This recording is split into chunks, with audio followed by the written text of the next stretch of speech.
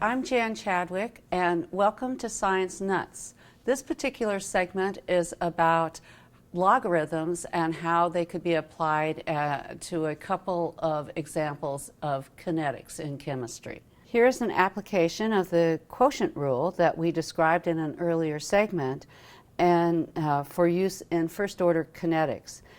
In these equations, the bracketed A means the amount of A per unit volume, also known as the concentration of A. The subscript T indicates the concentration of A at some time t, and the subscript 0 represents the initial concentration of A. This might not be a very easy equation to graph, but if we can get it in some form of a straight line, it can be used more easily. Using the quotient rule from the previous segment and natural logarithms, I can express the division as ln of x over y is equal to ln x minus ln of y. So if I look at this equation, ln, the concentration of A at t, divided by ln of concentration of A naught is equal to minus kt, then I can rewrite that in terms of logarithms using the quotient rule as ln concentration of A sub t minus the concentration of A sub 0 is equal to minus kt.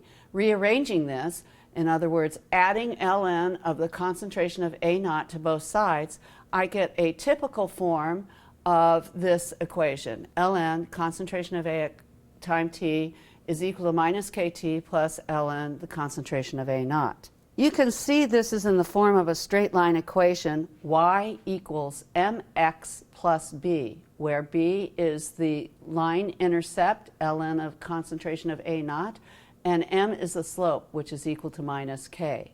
The interpretation of a graph as a straight line is much easier to identify trends in data than a line with curvature. So how do we know how to do this in reverse? Suppose I have this equation and I go from the straight line form back to the exponential form. Well, then we need to use the inverse rule that was described in a previous segment. This is where I see a lot of students apply logarithm rules incorrectly and thus get lost. Let's take a quick look. Recall the inverse rule. The inverse rule states that e raised to the ln of x is equal to x, or ln of e of the x is equal to x. Both of these are correct. Now let's apply this to our equation. ln concentration of A at time t is equal to minus kt plus ln the concentration of A naught. So recall that e to the ln of x is equal to x. I see students getting confused in classes all the time with the inverse rule. Just remember, e to the ln of x is x. So starting with this equation, we want to raise each side to the power of e. So using the inverse rule, if I raise each side to the power of e, notice two of the three terms have a natural log in them. This is the same as e to the ln of x is equal to x. So e raised to the ln of A, or the concentration of A, is equal to the concentration of A.